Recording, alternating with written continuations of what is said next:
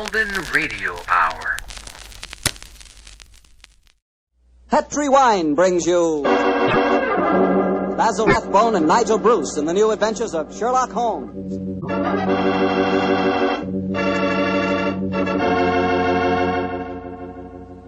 The Petri family, the family that took time to bring you good wine, invite you to listen to Dr. Watson tell us another exciting adventure he shared with his old friend, that master detective, Sherlock Holmes. And as for me, well, I'd like to talk about those few minutes you have while you're waiting for dinner every evening. That's the perfect time for a glass of Petri California Sherry. Petri Sherry is the best beginning a good meal ever had. You really feel like you're enjoying the good things of life when you take time for a glass of Petri Sherry. Hold that glass of sherry to the light. Look at it. It's a beautiful dark amber. Yes, and Petri Sherry is clear and fragrant, the way a good wine should be. Now taste it. You've got something. That Petri Sherry has a real heart-of-the-grape flavor. Oh, and look, if you like sherry dry, not sweet, Petri makes a fine dry sherry. It's called Petri Pale Dry. And if you don't know yet which you prefer, the regular sherry or the dry, why not try both? Don't buy one, buy two. But just be sure you always buy Petri.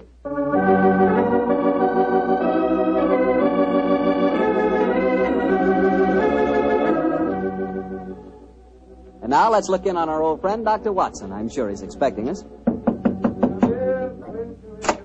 Good evening, Doctor. Good evening, Mr. Bartell.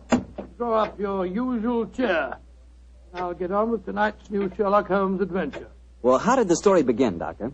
It was one day in the autumn of 1887, I remember. Holmes and I were seated on either side of the fire in our Baker Street lodgings. The great man, his eyes half closed, his long, thin fingers pressed together, lay back in his chair, filling the room with large blue clouds of tobacco smoke, and discoursing on one of his favorite subjects, Professor Moriarty. I can almost hear him now, Mr. Bartell, as he said... Napoleon of crime, Watson. He is the organizer of half that is evil and nearly all that is undetected in this great metropolis. Oh, surely that's an exaggeration, It isn't, my dear fellow. He has a brain of the first order, and his agents are numerous and splendidly organized. He himself sits motionless like a spider in the center of his web. But that web has 1,000 radiations, and he knows every quiver of each one of them. It's fortunate for me that there's only one Moriarty. If every criminal were equally astute, I'd be in bankruptcy within the year. I don't think you need to worry about bankruptcy, Holmes. As I came in just now, I picked these letters up from the whole table and slipped them into my pocket. Here you are. Oh, thanks, old chap. They didn't look like bills to me. I observed the crest of the Duke of Carlisle on the top envelope. Oh, dear me. 500 guineas. His Grace is extremely generous in his evaluation of my services. I don't agree. After all, you did save him from a shocking scandal. Oh, listen to this, Watson. I seen you yesterday when you come to the cricket match. You wasn't watching the cricket. If you value your life, keep your filthy long nose to yourself. And it's signed Joe the Butcher. Long nose. Who on earth? Joe the Butcher. A minor criminal that I was instrumental in sending to prison for a short term. He flatters himself, though. I was watching the cricket. No idea that Joe was back in practice again. I must keep an eye on him. Hello.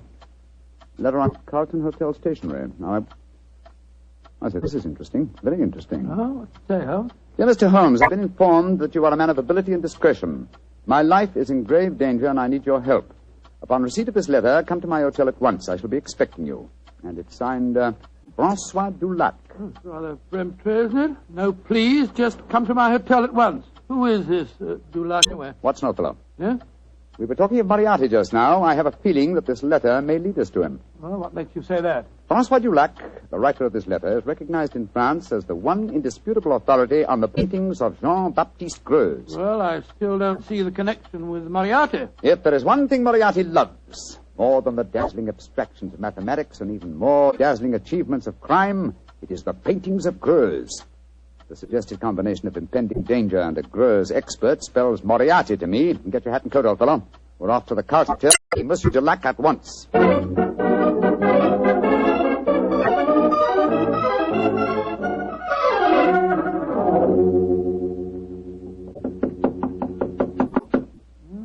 This is room 212, all right, but there's no answer. I'll knock again. Shall I go and get someone to unlock the door? No, sir. Huh? I don't want to attract attention to our prospective client. A tail lock shouldn't be very hard to pick. Here. The skeleton key should do the trick quite easily. Well, the man at the desk downstairs said that Monsieur Dulac was in his room. No, Watson. He said he thought he was in his room. Uh-huh. Easier than I anticipated. Come on, let's go in. Doesn't look as if anyone's occupying this room. No signs of any personal belongings. No clothes hanging in the wardrobe, no luggage. Yet he is still registered here. Hello. What's this stain on the carpet by the bed here? Great Scott, is it... It's a blood stain, Watson. Blood stain? And the stain is still damp. I'm afraid we're too late. Come on. We can do no more good here. You're not giving up, Holmes? No, of course not, my dear fellow. Let's see what we can find out from the hotel manager. I refuse to believe that in the 19th century a distinguished foreigner can vanish into thin air.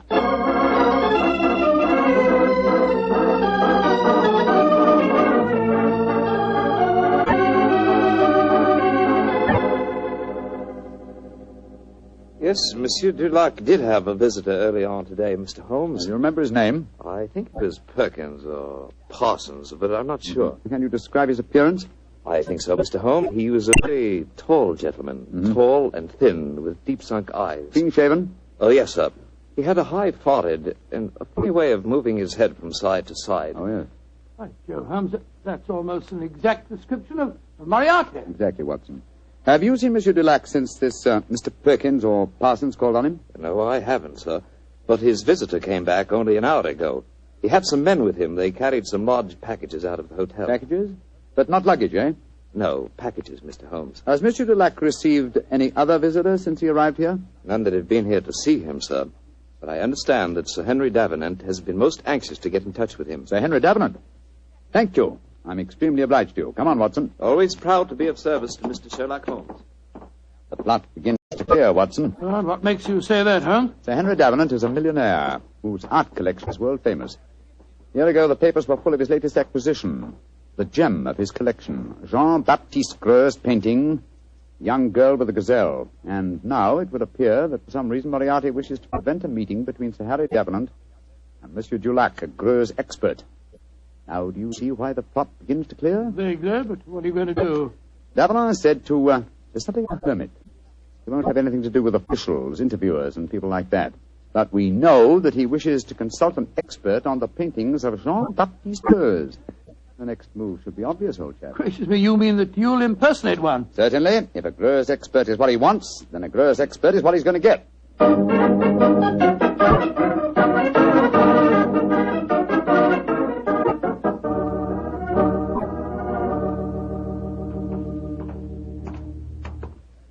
Holmes, I must say your disguise is amazingly effective. Monsieur, you do me the great honor. If I appear convincingly astute, Dr. Watson, how can I fail to convince Sir Henry Davenant? Oh, my dear fellow, it's marvelous. Appallingly good. Yeah. Here we are, sir. Sir Henry's house. Let's hope for the best, old fellow. I don't know exactly what a French art expert looks like, but I could certainly believe that you were one. I only hope that I can be equally convincing in the role of a patron of the arts. You certainly look your part, old chap. Good afternoon. Can I help you? My name is Vernet. André Vernet. I am most anxious to make the acquaintance of Sir Henry Davenant. I'm afraid that Sir Henry is extremely difficult to see, sir. I can tell him you're here, but he very rarely gives interviews. That is a great disappointment to me. Perhaps you would just go and tell him I am a pupil and a disciple of the great Francois Dulac. I will do what I can, sir. Come in, won't you, gentlemen? Wait here for a moment. I'll take your message. What was the name again, Vernet, sir? André Vernet, and this gentleman is Mr. Watson. Very good, sir. Well, we got into the house. Now let's hope that you can impress the master of it. Now, there's easier task, I fear, old fellow. I've had to match opinions on the paintings of Greux with an expert. My own knowledge of the subject is somewhat sketchy, I'm afraid. Yes, and mine is absolutely nil. Greux was a naturalistic painter who flourished at the close of the 18th century, and though his paintings command a fabulous fee in this day and age, he himself died in great poverty. Shh. Someone's coming. Monsieur Vernet, will you and Mr. Watson come with me, please? Sir Henry is most anxious to meet you. Merci, mademoiselle. My name is Violet Jackson. I look after Sir Henry's art collection. Indeed, a very pleasurable job, I'm sure, my dear. From what I hear, he has a magnificent gallery. He has one of the finest in the world. Yes. His latest acquisition is the famous young girl with the gazelle, by Greuze. Oh, but I'm sure you know all about that, Monsieur Vernet.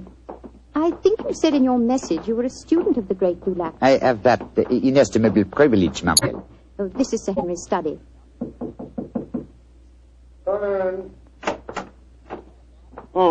Thank you, Violet. You may go. Yes, Sir Henry. You're Vernet, I'm sure, and this is Mr. Watson? That's right, Sir Henry. Mr. Vernet is staying with me. I see. Well, sit down, won't you? Look, Vernet, you're a friend of Dulac's, aren't you?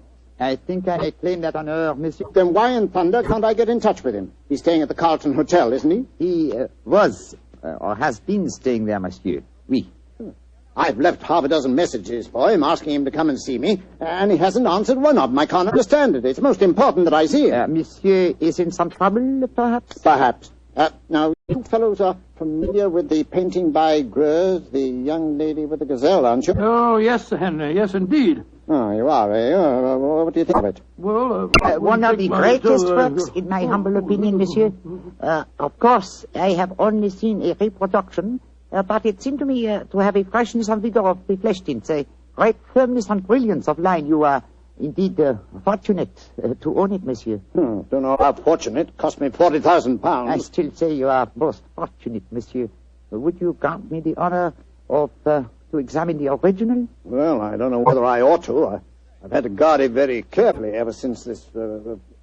Well, but perhaps in your case I can make an exception. You received threats regarding the painting, Sir Henry? Yes, I have, Mr. Watson. And they've worried me so much that I've even thought of engaging the services of a private detective. Oh, indeed, monsieur. Very interesting. The Duke of Carlisle strongly recommended a fellow by the name of Sherlock Holmes. I was seriously thinking of going to him. Instead of which? He has come to you, Sir Henry. In fact, it will save us all a lot of time, I'm sure. Well, what kind of horseplay is this, sir? Who the devil are you? My name is Sherlock Holmes. Then why do you come here masquerading as a French art expert? Because I'd heard of your aversion to giving interviews, and I wanted to see you urgently. I felt that in the character of a supposed Greuze expert, I was most likely to gain immediate admission. Well, then, your friend here? Dr. Watson, my colleague. Well, it's all turned out for the best, Sir Henry. You wanted to consult Mr. Holmes, and he was most anxious to see you. Yes. Well, I'm glad you fellows are here. You see, I'm devilish worried about that Greuze of mine. Oh, why, Sir Henry? Well, I bought it at an auction. There was another man bidding against me all the time, and when it was finally knocked down in my name, he became most insulting. He seemed unable to bear not owning the picture himself. He told me bluntly that I wouldn't enjoy it long. Well, I didn't think much about it at the time, but lately I've been receiving postcards repeating the threat. I don't like it, that's a fact. Well, you've kept those postcards, I hope, Sir Henry? No, threw them in the fire where they belong. Oh, that's a pity, sir. Can you recall the name of this bidder at the auction who threatened you? No, didn't know his name. Can you describe his appearance? Well, let me see. He was tall, clean-shaven. Mm-hmm. A curious habit of moving his head from side to side. Moriarty again. Yes, old chap, my supposition was correct. Now tell me, Sir Henry, is the painting safely guarded? Well, I'd say that it was impregnable, Holmes. It's not in my regular galleries. I had a special strong room built for it when I started to receive threats. It has a lock to which only I know the combination, and a special clockwork device that so controls the room that even I can only enter it during certain daytime hours. And yet, Sir Henry, with such thorough precautions, you appear to be frightened. Why? Well, I hardly dare trust my own shadow, Holmes. But as you possibly know, one of Greuze's pupils, a certain Madame Ledoux, imitated his paintings most successfully. Several of the experts were fooled. I confess that I've been frightened lately, since I received the threat, that a clever man might try and substitute a fake painting for the original, if indeed he hasn't already done so. That's why I was so anxious to get in touch with Dulac. He'd know a fraud at once. A substitution would be impossible if you're the only one that knows the combination to the lock of the strong room. Well, that's what my logic tells me too, Doctor. And yet I'm very uneasy, I must confess. It's still daylight, Sir Henry. Would it be possible for us to examine the painting now? Well, certainly. By the way, what happened to Francois Dulac? Did he leave the Carlton Hotel? He did, sir. The circumstances of his departure made us think uneasy. In what way? His room was empty. There were no signs of luggage, and yet... Come in. Yes, Violet, what is it? This note was just left for you, Sir Henry. I was asked to deliver it at once. Who left it, Violet? Well, he didn't give his name, Sir Henry. But he was a tall, thin man with deep, sunk eyes. Oh. What's the note say? Why, it's the same fellow again. Listen to this. I told you you wouldn't enjoy the painting for long. You didn't, did you? Great Scott, it's Moriarty. Holmes, I don't see anything funny about this. What makes you laugh? It's obvious that my painting has been stolen. I find nothing funny about it either, Sir Henry. But I must admit a certain pleasure. Once again, I'm crossing swords with an adversary who was more than worthy of my steel.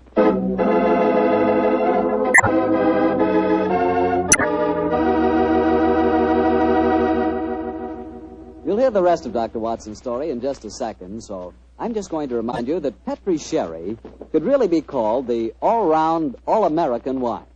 That's right, Petri California Sherry. Now, the reason I say that is because Petri Sherry is not only a swell before dinner wine, but it's a perfect wine for almost any occasion. When company drops in, serve Petri Sherry. After dinner, when you're just sitting around chatting, Petri Sherry again is just right. Believe me, you couldn't ask for a better all-round wine than Sherry. You couldn't ask for a better tasting Sherry than Petri. Petri Sherry. Well, Dr. Watson, you've kept me on the edge of my chair so far with your story. What happened next? Did Sir Henry Davenant take you to see his famous painting? He did, Mr. Bartell. Together with Miss Violet Jackson, we descended countless flights of stairs. Doors opened where no one expected a door to exist. Finally, after walking down a narrow stone staircase that turned and twisted, we came up against a blank wall. It seemed that we could go no further. But a time clock, a combination of numbers, and a hidden door slid back. We stood in the interior of a small room. A room with no windows and hardly any light. An oil painting stood on an easel before us. It was the incomparable Greuze painting of a young girl with a gazelle. We stood looking at it for a brief moment, and then Sir Henry Davenant said, Heaven, the painting is still safe. Yes, Sir Henry. If it still is the same painting, It looks the same, Mr. Holmes. yes, it does to me. the fact remains that only Francois Dulac could tell us if it is the same or a brilliant copy. Yes, and Monsieur Dulac has been silenced. So it would seem. Of course, we could ask the experts at the British Museum to pass judgment. Yeah, but how could it have been stolen? It'd be impossible to smuggle it out of here and replace it with a copy. There's only one way of being absolutely certain. With your permission, Sir Henry, I should like to make a test. You're going to take a sample of the paint, Mr. Holmes? Yes, that should give us certain proof. Well, very well. Yeah, you'd better do it, Violet. But be careful. Remember, the painting cost me £40,000. A minute fragment of paint will be sufficient for the test, won't it, Mr. Holmes? Indeed. With my fingernails, Sir Henry, I'll scratch off a tiny sample. Firstly, I think it's a dash fine bit of work, whoever painted it. There you are, Mr. Holmes. Is that enough paint Splendid, for Miss you? Jackson, splendid. Thank you. Please put it on this envelope for me, will you? That's it. And now, Sir Henry, I shall return to Baker Street and analyze this paint. Within an hour, I shall be able to tell you whether the painting is worth £40,000 or a plugged farthing.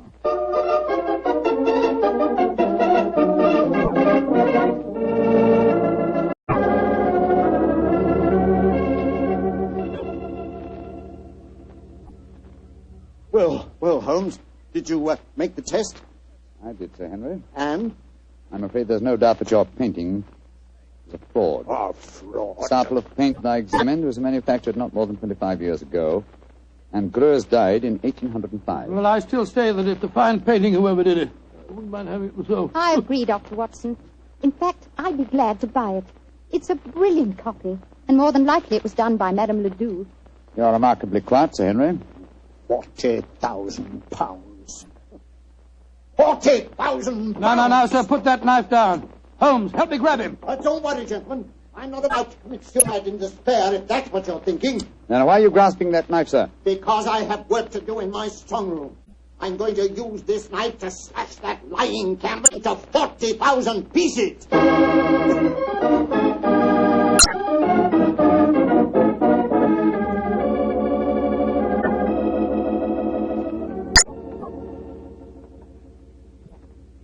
Yes, well, I suppose you're right, Violet. It's childish to mutilate this daub. It's a brilliant fraud, Sir Henry. I'd like to have it. I'll buy it from you gladly. Buy it from me? You can have it.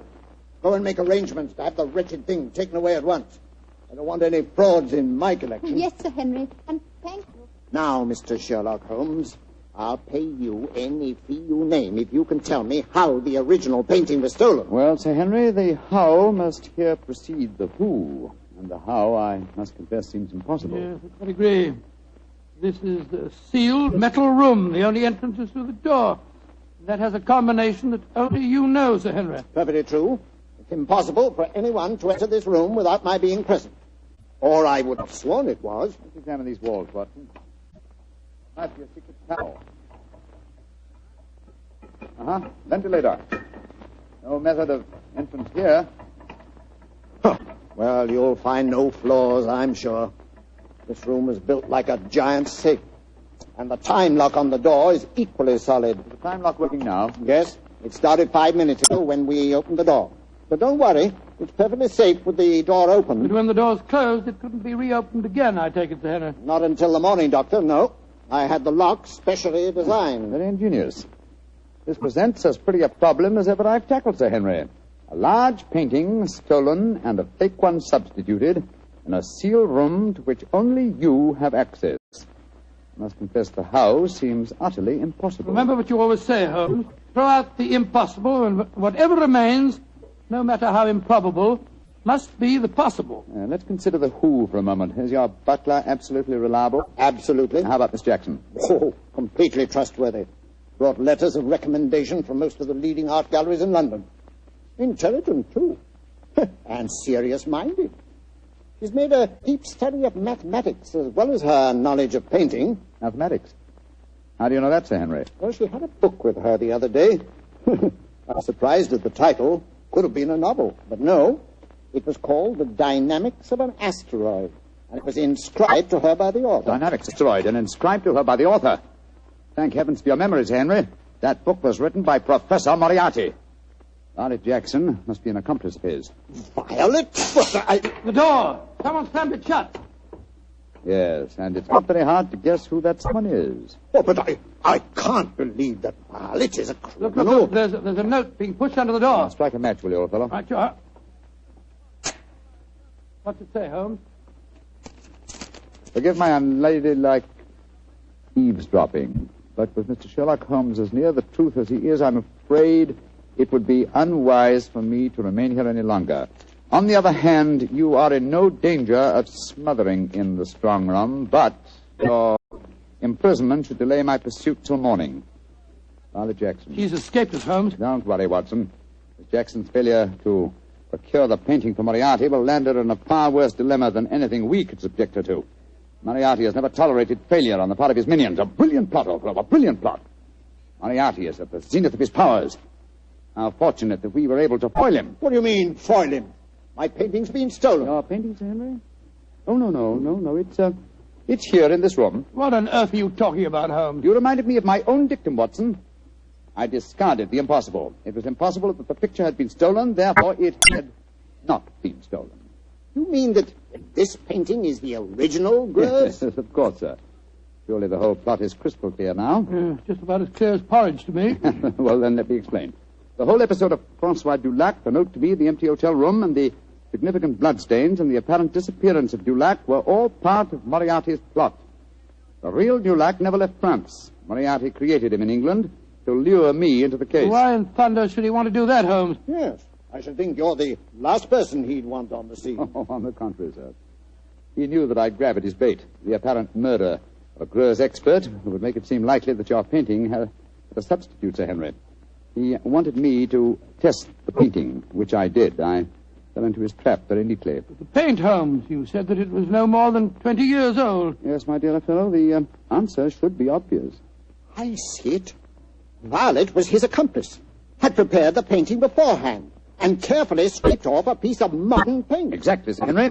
And Moriarty had assumed, quite correctly as it turned out, that as soon as you thought your painting was a fraud, you'd want to get rid of it. And that girl was going to take it out of this house with your full approval. And, of course, turn it over to Moriarty. What a fantastic scheme. A devilishly clever one, old chap. If it hadn't been for your chance remark about the book on mathematics, Sir Henry, I'm very much afraid the young lady with the gazelle might even now be on her way out of your house. Holmes, I can't tell you how grateful I am. And I'm going to express that gratitude in a very material manner, I assure you. Thank you, Sir Henry, but I wouldn't dream of accepting a fee for this case. I've been shockingly obtuse. I might really have let them walk away with your treasure right under our noses. We locked in here for the night, sir? I'm very much afraid so, Dr. Watson. Though I shouldn't be surprised if the butler notices our disappearance and comes looking for us. But he won't be able to open the door.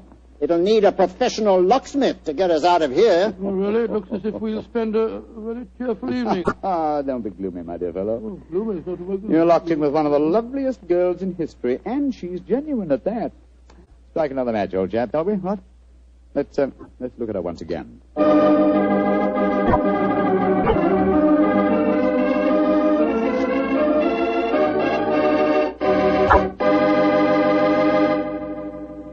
Doctor, that was not only a swell story, but I really learned something. Oh, good, Mr. Bartell. And just what did you learn? Well, this fellow Greuze, the painter... Yeah? I know this must sound stupid to you, but until you mentioned his name, I'd never heard of him before. Holmes mentioned his name to me. I've never heard him before either. But then we'll never learn about the good things in this world unless somebody tells us. Exactly. That's the way I feel about Petri wine. Oh, no, wait a minute. Here's the way I look at it. There are thousands of people who know about Petri wine and love it, right? Yes, but even though it's a wonderful wine, there must be some people who don't know about it. So I tell them about it. And I tell them about the Petri family and how they've been making wine for generations and how they've been handing on down from father to son, the fine art of turning luscious grapes into delicious wine. Yes, and when I tell them that the name Petri on a bottle of wine is the personal assurance of the Petri family that every drop of wine in that bottle is good wine, well, that's all you have to know. So it adds up to this. If you want a fine wine for any occasion, you want a Petri wine, because Petri took time to bring you good wine.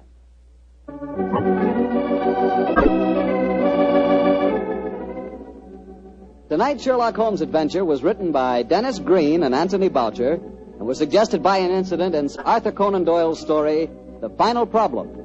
Music is by Dean Fossler. Mr. Rathbone appears through the courtesy of Metro-Goldwyn-Mayer and Mr. Bruce through the courtesy of Universal Pictures, where they are now starring in the Sherlock Holmes series. The Petri Wine Company of San Francisco, California, invite you to tune in again next week, same time, same station. Sherlock Holmes comes to you from our Hollywood studios.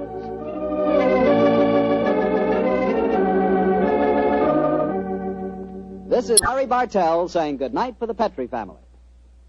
This is the Mutual Broadcasting System.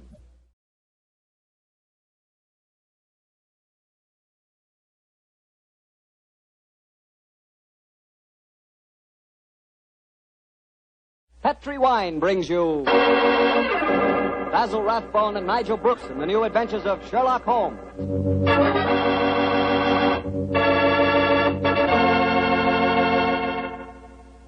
The Petri family, the family that took time to bring you good wine, invites you to listen to Dr. Watson tell us another exciting adventure he shared with his old friend, that master detective, Sherlock Holmes. And right now, I'd like to just briefly mention an idea you ought to try tomorrow night, just before you sit down to dinner. Just pour yourself a glass of that good Petri California sherry. Petri sherry is the perfect before-dinner wine. Its cheerful, glowing amber color looks festive and, well, it sort of lends an air of importance to the occasion. And as for the wine itself, just taste it. That Petri sherry is just ordinary wine, no sir. One sip and you know that wonderful sun-ripened grapes went into its making. Yes, and you know that Petri sherry was carefully watched over every step of the way. Incidentally, Petri makes two kinds of sherry, regular sherry and Petri Pale Dry. If you're not sure just which kind you and your friends will like best, try them both. Don't buy one, buy two. But when it comes to sherry, or any other wine for that matter, be sure you always buy Petri.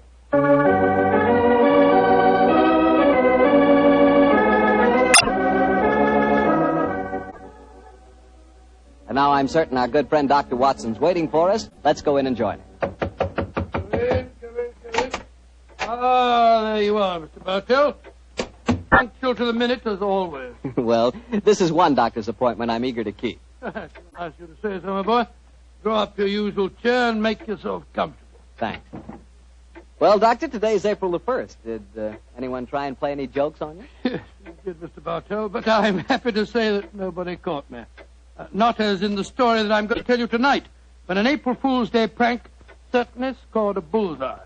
I see you have the dispatch box out again, Doctor. Been refreshing your memory? Yes, I have, Mr. Bartell, and when I tell you the adventure took place in 1881, I think you'll agree that after such a lapse of time, a man can hardly rely on memory alone. 1881? Say, Doctor, tonight's adventure must have been one of the really early ones. Yes, it was indeed. In fact, to be exact, it took place only a little while after Sherlock Holmes and I had first met and had taken up lodgings together. How was the great detective in those early days? A profound mystery to me, Mr. Bartell. To give you an example, my boy, I'd shared our Baker Street lodgings with him for over a month before I was even certain of his profession, the knowledge of which I learnt to my awe and astonishment when our first adventure together took place. Oh, that was the one you called a study in scarlet, wasn't it, Doctor? That's right, Mr. Bartell. What a memory you've got, study in scarlet. But even after that adventure, I found myself wondering at times what I had let myself in for, sharing lodgings with such a strange companion. It was in one of those moods of doubt and confusion that my story begins. Late one March evening, I found myself in the neighborhood of Piccadilly Circus. It was cold, and a steady drizzle of rain had dampened my spirits. I thought that a glass of wine and the sound of music would put me in a better mood. And so, Mr. Bartell, I entered the Criterion restaurant. As I sat with a glass of rare vintage port at my elbow, the orchestra playing a dreamy Strauss waltz in the background, I couldn't help thinking of the last time that I'd been there. It was the night I met a young medical student by the name of Stamford. He was the man who first introduced me to Sherlock Holmes. Suddenly, I felt a clap on my shoulder. I turned, and to my amazement, once again young Stamford was standing before me. Watson, or should I say Dr. Watson, how are you, my dear chap? Hello, Stamford. Come and sit down. Thanks. I'm glad to see that you're not holding any grudge against me Why on earth should I do that? for introducing you to Sherlock Holmes. I've reproached myself ever since. I think he's as mad as a Not hatter. at all. He may be eccentric. In fact, I'll admit that he is eccentric, but he's an extraordinarily interesting fellow. He'll make a great name for himself as a private detective one of these days. You'll see if I'm not right, Stamford. I saw something about him in the paper the other day. Yes, I expect that was the Larston Gardens affair, wasn't Yes, it was. it? He's a brilliant man, Stamford. Quite brilliant. Though I must admit he's difficult at times. He works like a fiend as a rule, but occasionally a reaction sets in, and for days at a time he'll lie on our sofa, hardly uttering a word or moving a muscle from morning to night. It's depressing, I must say. I think he takes himself too seriously. Yes, perhaps you're right. How would you like to join in a little plot? Potter, against Holmes? Yes, just a rag, you know. We thought it'd be rather fun. We? Murphy and I, we were just talking about it. I'll call him over. Murphy? Oh, is that Murphy? I've seen him before somewhere, haven't I? I'm sure you must have done. He's been round at the hospital, and any time you go into the British Museum, you'll find him there. Nice fella, but dull. Definitely dull. Yes, Stamford. Oh, this is a friend of mine, John Watson. This is James Murphy. How do I think I've seen you at the hospital? And I know I've seen you, Dr. Watson. Oh, sit down and come and join us, won't you? Oh, thank you very much. I was just telling Watson about our little plot. Oh, you mean about Sherlock Holmes? Now, look here. I'd like you fellows to realize that Holmes is a very good friend of mine. Oh, don't worry, Watson. This is all in good fun. Don't you realize what the date is tomorrow? 1st of April, isn't it? Yes, April Fool's Day. Oh, now I see. You're going to play an April Fool's Day joke on Holmes. Yes, that's our plan. Well, it's hardly our plan, sir, but it's really Lady Anne Partington's idea. You see, Holmes was very rude to her when she visited the hospital recently, and she wants to, take him down a peg or two. Sounds innocent enough, but I must say he's inclined to be rather arrogant at times. Well, what's the plan? Well, we'll need your help, Watson. You must be careful not to give the joke away. I'll bet you a $5 that Holmes falls for the whole story, hook, line, and sinker. Now, here's exactly what we're planning to do. Lady Anne is going to call on Holmes at Baker Street in the morning. Lady Anne, I'm very flattered that you called to see me in my professional capacity. Surely, my dear man, you didn't think this was a social call. You were much too rude to me at the hospital the other day for that. That was the point I was trying to make. Please sit down, won't you? Please take this chair, won't you, Lady Anne? It's by far the most comfortable chair in the room. Oh, thank you, Dr. Watson. And now, what can I do to help you? You've heard of the Elphinstone Emerald. Oh, yes, indeed. A magnificent stone of very considerable value. An heirloom in your family, I believe. Yes, Mr. Holmes. I keep it in a wall safe in my bedroom. This morning, when I had occasion to go to the safe, I discovered that the emerald had been stolen. Stolen? Good Scott. What a shocking business. Of course, you want Mr. Holmes to recover it for you. A remarkable deduction, my dear doctor. Lady Anne, when you opened the safe, did you observe any signs of it having been tampered with? Oh, I think it's rather stupid to sit and answer questions here in Baker Street. Why don't you come over to my house in Cavendish Square and examine the safe for yourself?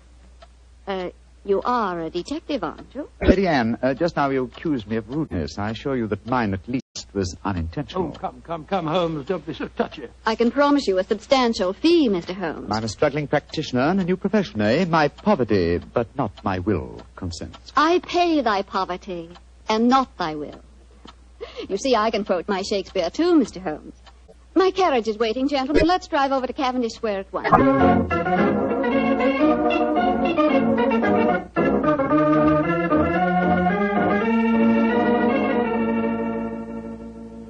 This is the wall safe, Mr. Holmes. Not too difficult a safe to crack for an expert. You placed the emerald in it last night, you say? Yes, when I went to bed. And this morning, it had gone. Well, surely, Holmes, it is a good occasion to use that magnifying glass that you're always fitting about with. Excellent occasion, my dear doctor. That's why I brought it with me. Uh-huh. That's very interesting. What is it? This safe was opened by an expert. There isn't a sign of its having been forced. Hello. What have you discovered? There's a peculiar tarnish on the steel knob. It was obviously handled by someone whose fingers are habitually stained with chemicals. Amazing, Holmes. Elementary, my dear doctor. Where does that door lead to? My boudoir. I should like to examine it if I may. Oh, but of course. Thank you, Lady Anne. Dr. Watson, this is the most beautiful April Fool's Day fraud I've ever I played. must say, Murphy was right. He has hook, line, and sinker. Just the same, I'm beginning to feel guilty. I can't help feeling a bit disloyal. Oh, nonsense. It's all in fun. Are Stamford and Mr. Murphy listening? Yes, they're next door in my drawing room. I'm sure their ears are positively glued to the keyhole. Well, I do hope Holmes won't be angry with me. Shh, here he comes. Nothing of any interest in there. The windows haven't been tampered with. We may presume, therefore, that the thief did not enter by an upstairs window. Lady Anne. Yes, Mr. Holmes. This room has not been touched since you discovered your loss? Oh, no. I told the servants to leave it exactly as it was while I came to fetch you. Splendid. Deep pile carpet, eh? Couldn't be better. The thief was a tall man with a long stride. Oh, come, Holmes. I know your methods, but there aren't any footprints on this carpet that you can identify, even with your magnifying glass. My dear doctor, I've studied many crimes, and I've never seen one yet that was committed by a flying creature. As long as a criminal remains upon his two legs, there must be some trifling displacement can be detected by a keen observer. I assure you that the marks on this carpet indicate that the thief was a tall man with a long stride.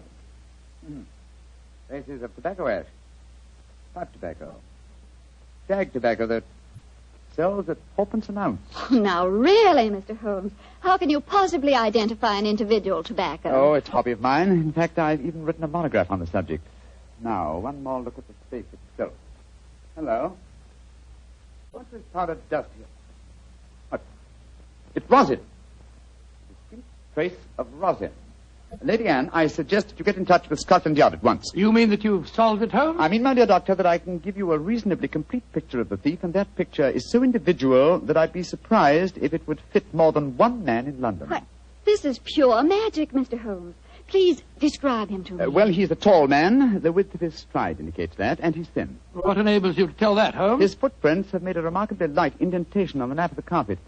Our thief dabbles extensively in chemicals, as indicated by the tarnishing of the knob on the safe, and the traces of rosin would suggest that he plays the violin also. He smokes shag tobacco, has a great practical knowledge of the ways of combination locks, and he's obviously in close contact with the criminal classes. How do you know that, Mr. Holmes? Well, he wouldn't steal a famous stone unless he knew how to dispose of it through some trustworthy fence. Yes, it's a very comprehensive picture, Holmes. I almost feel as if I knew the chap. Thank you, Doctor.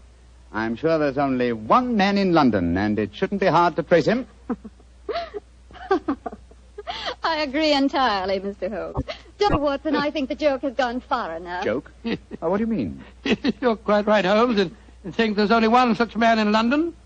You've just given a perfect description of yourself. April Fool.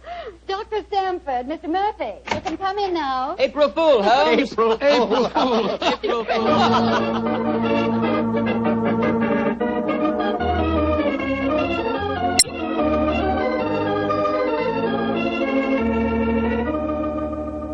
Come along here, into the drawing room, everyone. let us drink a glass of wine to Mr. Holmes, who has so graciously forgiven us for the little trick we played on him. And also to Dr. Stamford, who thought of the whole idea. No hard feelings, Holmes. Oh, no, Doctor. Oh, it was a rather embarrassing experience. When Murphy told me about the plan, I just couldn't resist joining him. Ah, here you are, Holmes. Here's a drink. Thank you, Stamford. You know Murphy, don't you? No, I don't think we've met. How do you do, sir? How do you do, Holmes? How did you like the little game we played on you? It was rather a salutary experience. I suppose you gave them all the details to build up the picture of me, eh, Doctor? As a matter of fact, I did, Holmes, and knowing some of your methods, we tried to plant every clue that you'd pick up. Very neat job, too, and incidentally, a perfect example of the dangers of deductions based on purely circumstantial evidence. I shall profit from this little lesson. I must say it was worth a fortune in emeralds to see your face, Holmes, when you realized what you'd done. Well, the joke's over now. By the way, where is Lady Anne? I believe she said she was going to fetch the Elphinstone emerald. She thought you might be interested in seeing it. She probably feels the sight of it will salve my wounded vanity. Oh, here she comes now. Mr. Holmes! Mr. Holmes! Great Scott, what's wrong? What's happened, Lady Anne? The emerald, it's not where I hid it. This time it's really stolen.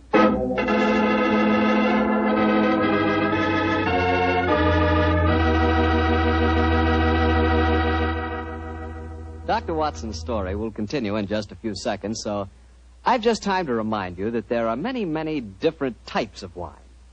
But if you want one wine that's fine for almost any occasion, then you want Petri California Sherry. Petri Sherry is fine before dinner, of course. But Petri Sherry is good after dinner, too. And it's the perfect wine for cocktail time or any time friends drop in. Everybody will love the real heart-of-the-grape flavor you get in every sip of Petri Sherry. And you can serve Petri Sherry proudly, because those letters P-E-T-R-I spell the proudest name in the history of American wine. Petri wine. Well, Dr. Watson, your April Fool Day plot kind of backfired on you, didn't it? Yes, Mr. Bartell, it was a perfect example of the vital bit. Well, what happened next? I suppose Sherlock Holmes went into action once again. That's fair, Mr. Bartell, and it gladdened my heart to see the change in the Fuller. I confess I'd felt rather ashamed of my part in the prank, for I could see that Holmes's pride had been hurt. But now, with a definite crime before him, the difference was amazing. He suddenly became a dynamo, galvanized into action as he stood there, firing questions at the other members.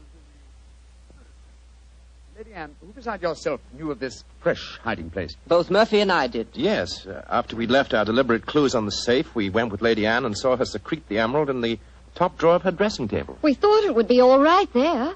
After all, as soon as the joke was over, I was going to put it back in the safe. Now, I think our wisest plan before we question the servants would be for each one of you who were in this April Fool's Day prank to submit to being searched. Holmes, surely you don't suggest that any one of us took the emerald? No, Stamford, I don't. But if any one of you four are not guilty, this will be a splendid way of proving your innocence. I say, steady, Holmes. You're not suggesting that Lady Anne stole her own emeralds, are you? Are you, Mr. Holmes? I'm suggesting nothing, but I may point out that the recent vogue for the insurance companies has provided another interesting motive for these so-called thefts. I resent your insinuation. It's outrageous. Lady Anne, if I'm to recover your emerald, I must at least consider every possibility. A search is the most immediate practical action. Perhaps you'll retire into the next room while I persuade these gentlemen to submit to being searched. Very well, but I think you're in danger of making a fool of yourself once again. Wait, don't go, Lady Anne. A search won't be necessary. What do you mean, Murphy? I must throw myself on your mercy, Lady Anne. I confess that I stole the emerald. Murphy! After you put it in the drawer, Lady Anne, I slipped back into the room and took it out. Murphy, that's a criminal action. I know it, but I'm poor. I need money desperately for my mathematical research. I knew the emerald was priceless, and I couldn't resist the temptation to take advantage of a joke. Here, Lady Anne, here's the stone, and please don't prosecute me. Please don't. It'd be my ruin. May I examine the emerald again? Thank you. Well, Mr. Murphy, I won't pretend that I'm not deeply shocked. I must ask you to leave my house. But you prosecute me, will you? It was a moment's temptation. No, I won't prosecute you. Holmes, what are you doing with the emerald? Well, knowing something of the deceptive ways of thieves, I came on this case fully prepared to test the emerald when I found it. Now, a drop of this acid from this vial, so... Mr. Holmes, what are you doing? You'll injure the stone. No, not if it's a true emerald. Uh-huh, look at that. Good Lord, the acid's eating to the stone as if it was sugar. Then that means It means, Lady Anne, that Mr. Murphy has just imperiled his honor and his freedom to steal a singularly beautiful fake.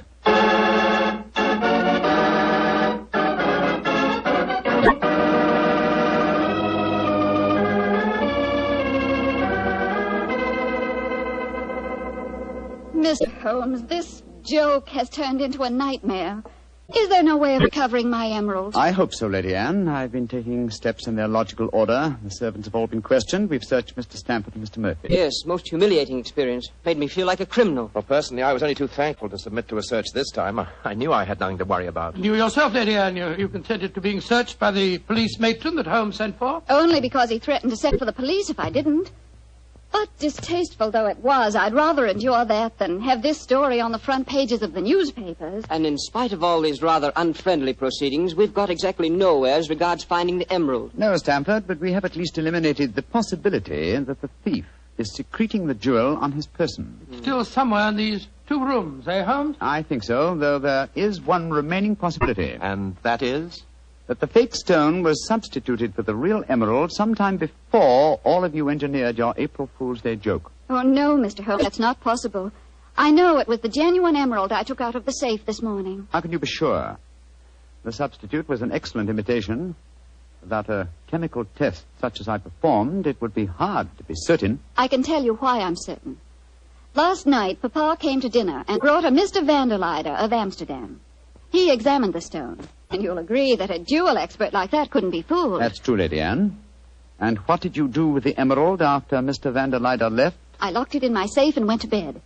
I didn't unlock the safe again until Dr. Stamford and Mr. Murphy came here this morning. That settles it, then. The real emerald is still hidden somewhere in these 2 rooms. But where? That's the question. I must say it's completely mystifying. Well, let's go back to what we were all doing at the exact moment you came into the room, Lady Anne, and informed us of the loss of your stone. Now, we were... We were drinking a toast to you and... That's it. Lady Anne, hard thinking is, well, it's thirsty work. Oh, I'm so sorry. Let me get you something. A glass of port, perhaps. No, thank you. But I observe that you have a remarkably comprehensive assortment of liqueurs. I wonder if I might have a glass of creme de menthe. Oh, of course. I'll get it for you. Creme de menthe in the middle of the day, Holmes? I knew you were eccentric, but this really Holmes, this bottle, it clinked as I picked it up. I thought it might, Lady Anne. There's something inside it. Allow me, madam. Thank you. I'm sure you won't mind if I waste this liqueur on the aspidestra. No, of course not. So... Lady Anne, allow me to restore to you the Elphinstone Emerald. Great Scott. Amazing. Fantastic. Ingenious. The one safe hiding place in the room. Where could a green gem be more effectively hidden than in a bottle of green liqueur? But who stole it? Who substituted the fake stone? Frankly, I don't care. The gem is restored. That's all that matters. I prefer not to go to court. Neither you nor I, Mr. Sherlock Holmes, would show up in the best of lights. And my father would disapprove of this whole affair, I'm afraid. Just as you wish, Lady Anne. In either case, I shall expect your check for my services in due course.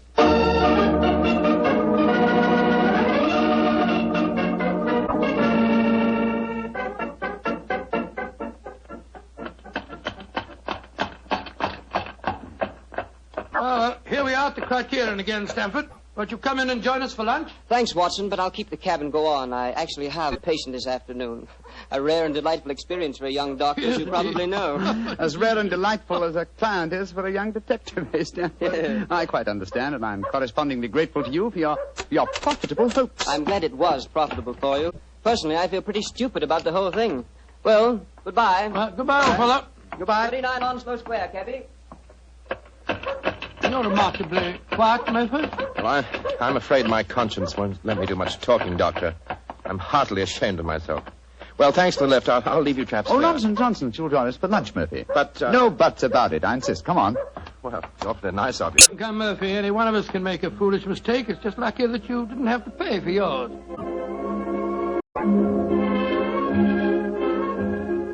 Monsieur wishes a table. Yes, for 3, please.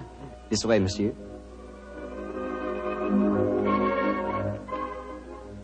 Does does this table please you? Excellent, thank you.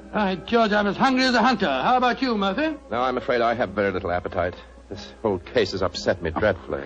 You mustn't take it so much to heart, Murphy. By the way, Doctor, I'd like to have your opinion on the case. Who do you think staged the theft of the emerald today? Perfectly obvious to me. Lady Anne Partington did it herself to collect insurance money. If she hadn't, she'd have insisted on your finding the thief. But you needn't worry, old chap. You'll get your fee all right, I'm sure of that. Oh, I'm not worrying about the fee. But I assure you, Lady Anne did not engineer that fraud today. You mean that it was Stanford? Tell him who was responsible, my dear Murphy. But how should I know? Oh, come now, Murphy. Let's not fence any longer. You did an excellent job, a superlative job. I was almost sorry to spoil it for you. I don't think I understand you, Holmes. Oh, yes, you do, Murphy. You're a splendid actor, too. I was so deeply touched when you had apparently stolen a fake jewel, and all the time you knew the real one was safely hidden in the bottle of creme de menthe, to be abstracted at your leisure. You scoundrel. Holmes, do you mind telling me what's going on here? I'm completely and absolutely in the dark. Surely it's obvious, my dear Doctor. The imitation emerald was a brilliant copy. What makes you so sure of that, my dear Because Holmes? this April Fool's Day hoax was only conceived yesterday, or that is what you wish the others to believe. Such a superb paste gem could not have been made at such short notice. Therefore, it must have been prepared by someone who knew about the hoax before it was arranged. Now, my dear Doctor, when Stamford told you about the plan last night, whose idea did he say it was? He told me that it was Lady Anne Partington's plan. Precisely. And yet Lady Anne referred to it today as Stamford's idea. Obviously, you, my dear Murphy, presented the plan to each as the notion of the other, and so only you could have arranged the real theft behind the hoax. I repeat, a splendid job. Thank you, Mr. Holmes. May I also compliment you on your cleverness in frustrating my plot? Look here, what is all this? One of you's a criminal, the other's a detective. Yet you're throwing each other compliments as if you were in the same profession. The dividing line between the criminal and the criminal investigator is thinner than you might imagine, my dear Doctor. How very true, my dear Holmes. Would you consider coming over to my side of the line? Together we'd make an unbeatable team. Oh, you flatter me. Nevertheless, I must decline your offer, Mr. Murphy. Oh, pity. On your side of the line, you'll never be a rich man. By the way, for your edification, my name is not Murphy, though Stamford insists on thinking it is. Then what is your name, you scoundrel? Your friend says the word scoundrel so much better than you, Doctor. My name is Murtry. Oh, indeed. Spelled M-U-R-T-R-Y? No. Dear me, I have so much trouble with my name. People will either misspell it or mispronounce it. I'm afraid I'll have to begin calling it the way it looks. M-O-R-I-A-R-T-Y. Moriarty. Moriarty. I shall remember that name. I have a feeling we shall meet again. I trust that we shall. You've won the first round, Sherlock Holmes, I admit that. But I believe that a return match is indicated. I shall look forward to it, Moriarty. And now, Doctor, I can't stand your baleful glare any longer. Let's order lunch, shall we?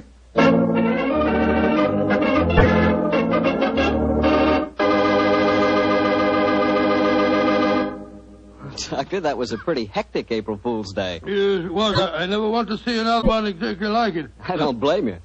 You know, I'd sure hate to have someone come to my house and pull a trick like that on me. Why, Mr. Bartell, do you have a precious emerald you fear may be stolen? Are you kidding? I wouldn't know the difference between a precious emerald and a piece of green glass. But when it comes to rubies, now that's something else. Oh, you would know a ruby when you saw it? Sure. Because a ruby has exactly the same color as a glass of Petri California port held up to the light. Mr. Bartell, you can find more excuses for talking about Petri wine than any man in the entire world. Believe me. Excuses, Doctor? I don't need an excuse to talk about Petri wine. Why, there's a wine that actually speaks for itself. If I may borrow a phrase from Shakespeare or somebody. There's no other wine quite like Petri wine because only Petri wine is made by the Petri family. And the Petri family has been making wine for generations. They've been handing down from father to son, years and years of knowledge and experience of the fine art turning luscious grapes into clear, fragrant, delicious wine. Yes, and because the making of Petri wine is a family affair, those letters P-E-T-R-I on a bottle of wine are the personal assurance of the Petri family that every drop of wine in that bottle is good wine. You never miss with a Petri wine because Petri took time to bring you good wine. Well, Dr. Watson, what's the prescription for next week's Well, story? next week, Mr. Bartell, I'm going to tell you a rather unusual story. It concerns a series of strange disappearances and a murder without apparent reason, and yet it was a case that Sherlock Holmes solved without ever meeting any of the suspects. I call it the singular affair of the disappearing scientist. Well, I'm sure we'll all want to hear that one, Doctor. Oh, I'm sure. Well, before you go, Mr. Bartell, I want to urge our friends to do all they can to save on the use of all wheat and rice products, and also fats and oils. There are millions of families literally starving to death in Europe and Asia. We're not being asked to give them our food. They're just being asked to take it easy on certain foods so that there will be some left for them to buy. I know there isn't one person listening to me tonight who would knowingly let anyone starve. And remember, unless you do help, thousands of little children will starve. So please, let's share a meal and save a life. Tonight's Sherlock Holmes adventure was written by Dennis Green and Anthony Boucher and was suggested by an incident in Sir Arthur Conan Doyle's story, A Study in Scarlet. Music is by Dean Fossler. Mr. Rathbone appears through the courtesy of Metro-Goldwyn-Mayer, and Mr. Bruce through the courtesy of Universal Pictures, where they are now starring in the Sherlock Holmes series. The Petri Wine Company of San Francisco, California, invites you to tune in again next week, same time, same station.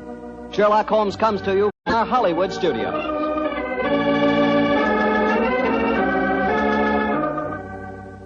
This is Harry Bartell saying goodnight for the Petri family.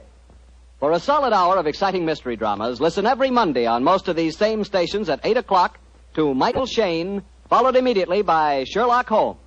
This is the Mutual Broadcasting System.